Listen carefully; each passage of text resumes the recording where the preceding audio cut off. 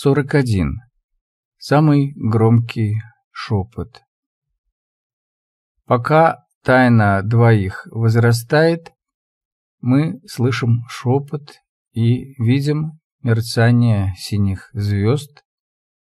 Но когда возрастание заканчивается, то видятся улыбки птиц в запертом саду и шепот слов царя царей Соломона.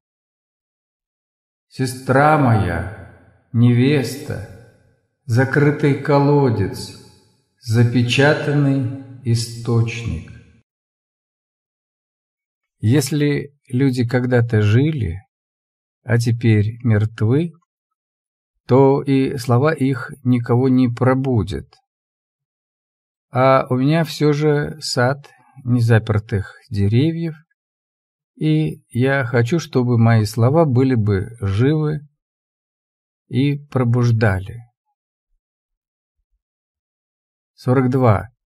Берег ветра. Как шумит море, когда по нему гуляет ветер? Тревожит или успокаивает душу? Каждый это знает сам, находясь один на берегу. Он пошел туда, куда дул ветер, в лес домов, в неизвестной подворотне, в сквози, где исчезал и растворялся ветер. Ветер — это страсть, нет человека, властного над ветром. Пока у него было ощущение ловца ветра, и он пытался удержать улетающий порыв, который натягивал белье на веревках так, как надувает паруса, когда опьянением морским ветром, когда ты стоишь на берегу, подставляя лицо и думая, что он будет постоянно дуть. Глаза слезились и стало продувать под одеждой. И, можно сказать, подобно Соломону.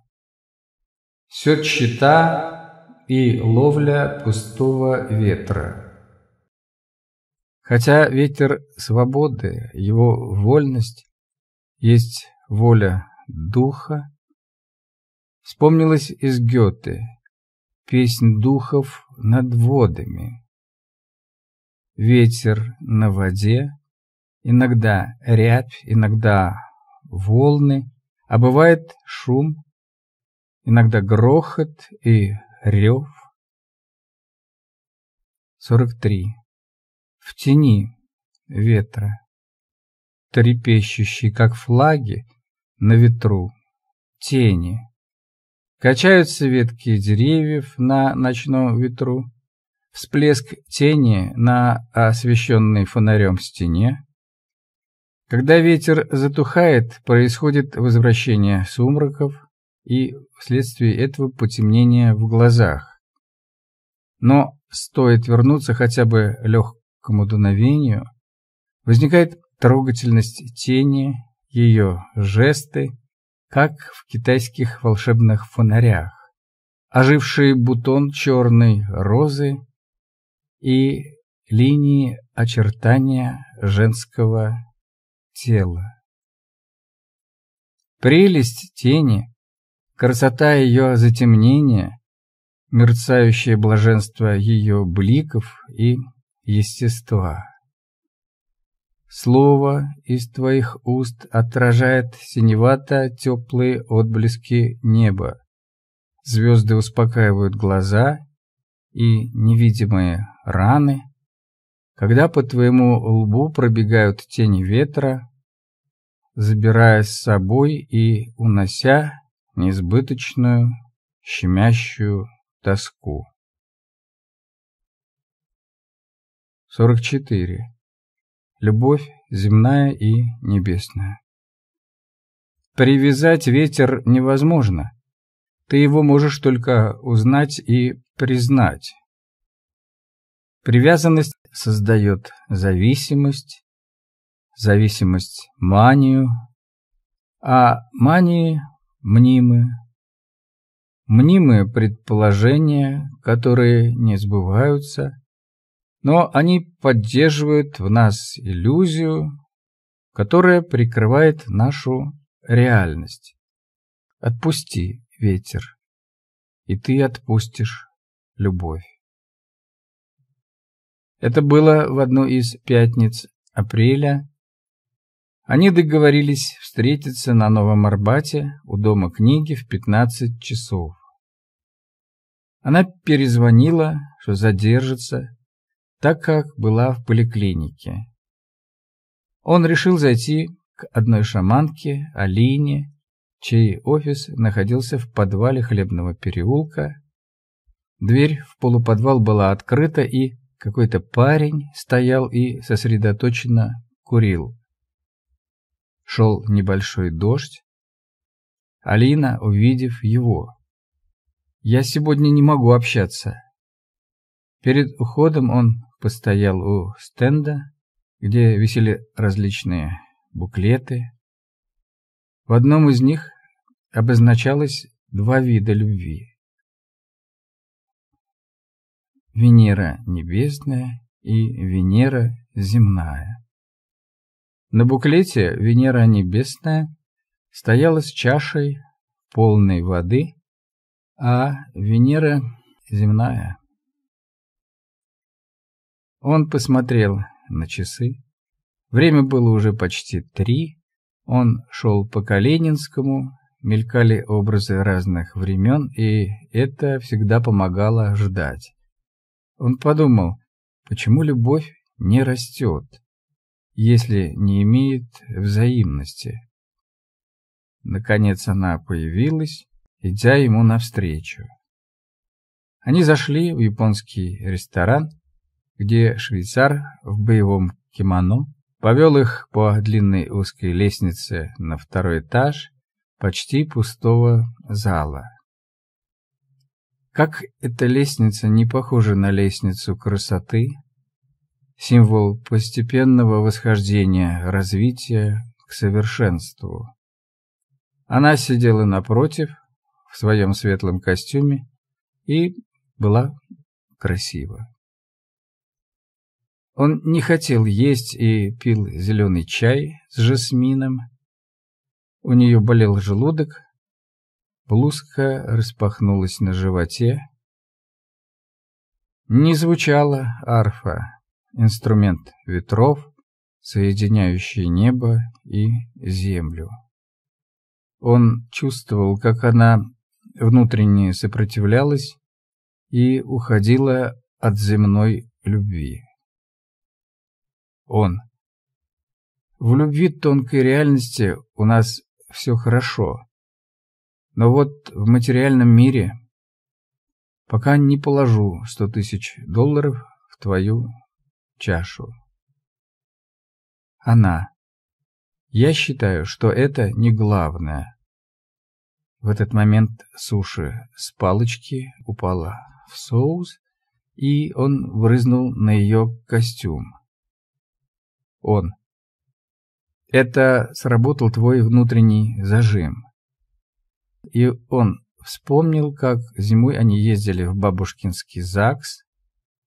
В тот день стоял мороз, и в синих небесах горел сосуд огней, но судьба не давала знаков для земной любви, чтобы встретились Амора Сакра и Амора Профана, дополнив друг друга.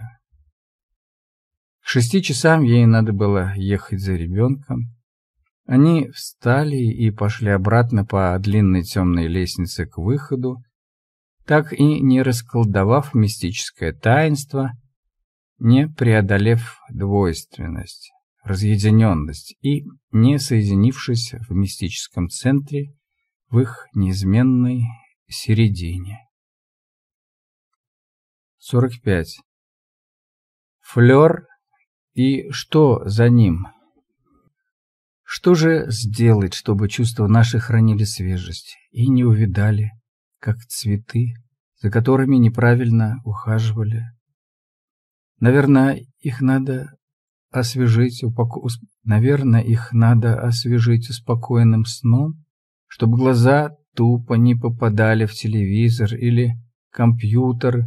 Попробуем запустить их в придымленные предзакатные дали. А после лучше подкрепить собственной молитвой и принять глоток красного вина из гранатового бокала. И тогда ночь подымет свою вороную вуаль, остудит твои волосы и кожу млечной прохладой, и тогда гранатовый ветер прилетит из-за деревьев, и мы лежим то ли в воображении, то ли в реальности, едва касаясь друг друга. Я слышу твое дыхание сквозь позолоченный сон, и тут же наплывает сияние золотого летнего луга и мелькание света у деревьев меж крон. Гранатовый ветер бархатно ласкает лицо, и он не может понять, почему вторая женщина, которую он признает как свою вторую половину, остается не с ним. То ли он в чем-то виноват перед женщинами, то ли женщину архетипически обязательно должен похитить Левиафан с Киклопом, и это вплетено мифологически в линию его судьбы и стало матрицей.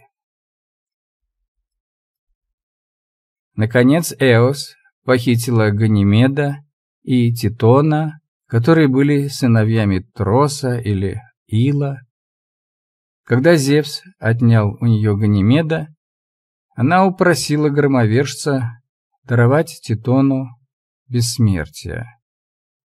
Однако она забыла и спросить ему вечную юность, как это сделала Селена для Эндимиона. Поэтому Титон стал с каждым днем стареть, сидеть и покрываться морщинами, голос его стал дрожать. Когда Эос надоело ухаживать за ним, она закрыла его в своей спальне, где он превратился в цикаду. В греческом искусстве Эос и Гимера представляют собой неразделимое единство. Аллегористы считают, что имя Титон означает дар протяженности, указание на продление жизни, которое и спросила для него Эос. Однако более вероятно, что это просто форма мужского рода имени самой Эос, Титона, образованного от слова «тито» – «тень» и слова «оне» – «царица». Это имя должно означать спутника царицы дня. Цикада оживает по мере потепления дня. Кроме того, золотая цикада была эмблемой Аполлона, бога солнца, среди греков-колонистов, живших в Малой Азии. А может быть, суждено быть одному? И есть еще одна попытка, но тут должно уже совпасть все: и цикл жизни обоих, и желание быть вместе, совершать внутреннюю работу, и осознание, создающее консолидирующее пространство. 46. Утешение любви в будущем обещании. Любовь может быть брошена на ветер, как и слова, которые мы произносим в момент признания или обещания. 47. Особенность твоих желаний. Идти за пролетающим ветром, смотреть ему вслед — это все равно, что смотреть на спину, уходящей от вас навсегда женщины. Как мне развернуть свиток счастливого ветра? Отпусти, ветер. Долго молчали, пока бегал ветер. Нравится мне это слово. По полю моего мира. Мир — это сознание или нет?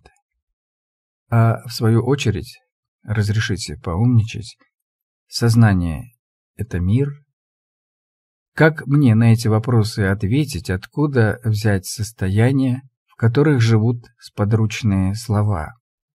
Они и расскажут сами собой о том, что мир сквозь меня думает о переживаниях состояний из одного в другое, из сна в сон, из сна в сон, из сна в сон. Без вопросов, у меня много друзей, и многие из них настоящие. Хотя, как показывает опыт, а опыт ничего не показывает. 48. Одна ночь. Река ночи. Он вспомнил, как они провели всего одну ночь вместе. Ночь медленно, с ветром, уходила в бледный рассвет.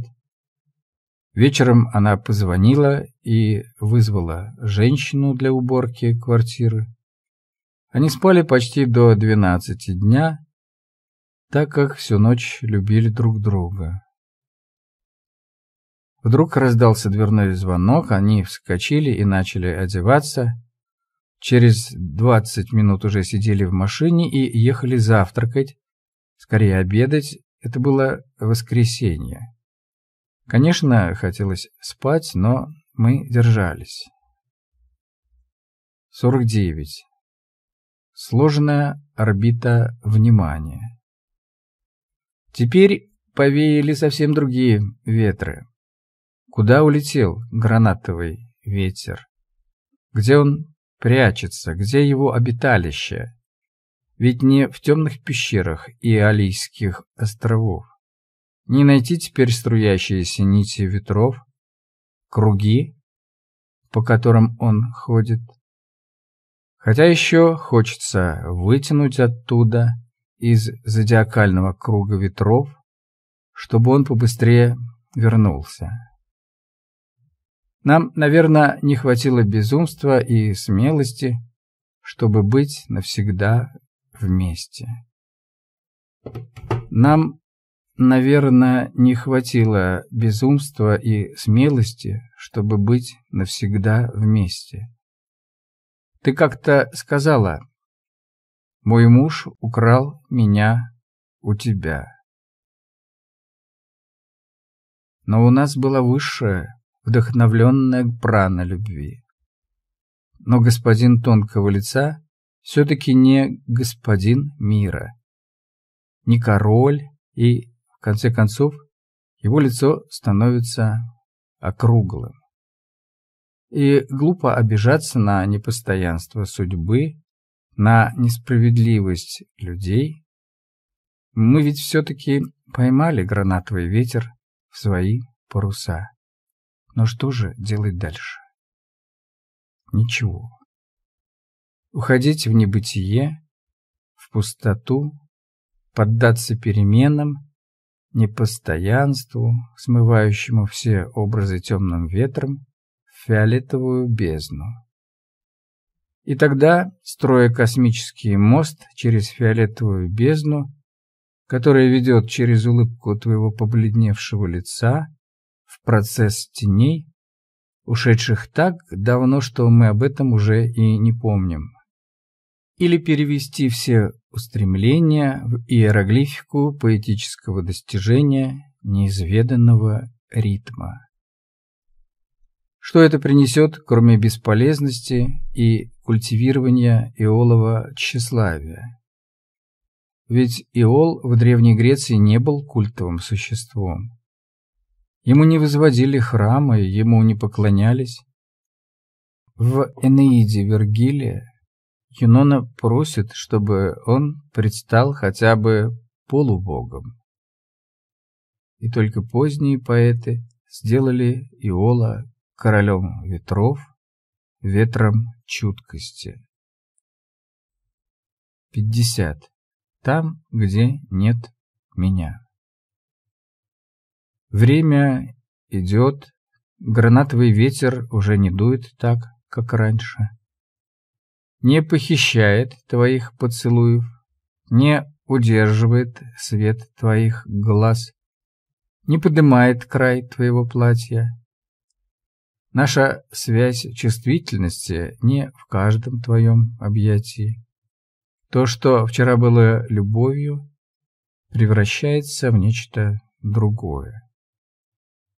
Теперь в каждом его разговоре и дуновении возникают другие темы.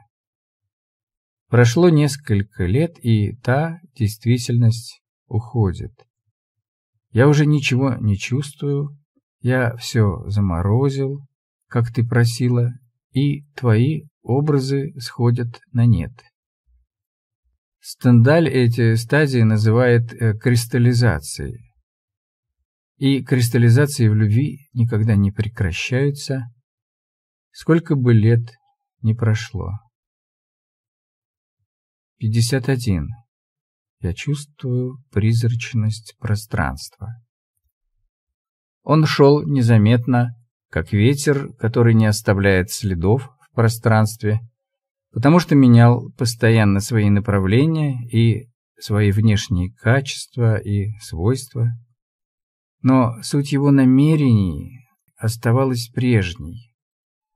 Лететь просто так, листьями по ветру. Если пространство живое, то оно хочет взаимодействовать, проникать, говорить, делиться деталями, а они, как вы знаете, помогают расшифровать данное пространство. Но мы зашорены, не видим ничего, погруженные в свои мысли и проблемы. Однако есть способ развивать свою внимательность, носить фотоаппарат с собой, после чего, разглядывая снимок, учиться видеть, но уже мертвое пространство. Напутствие ветра.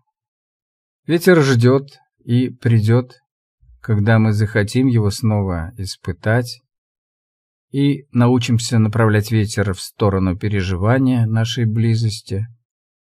А если не научимся управлять ветрами, то ожидаемое наше будущее не настанет. А сейчас идет поиск слова в определении ветра. В какую сторону он подует? Какую форму примет наша следующая любовь? Как ощутить вкус тонкой нежности? Узнать тайну этой нежности? Вы должны прислушаться и увидеть глаза зависающего звука. В будущем мы можем вернуться к гранатовому ветру, если сердце прикажет. Все ветры печали уходят безвозвратно, оставляя след, и гранатовый ветер обязательно придет, если его правильно поймать. Ловите этот ветер, он только что был. А теперь его уже нет.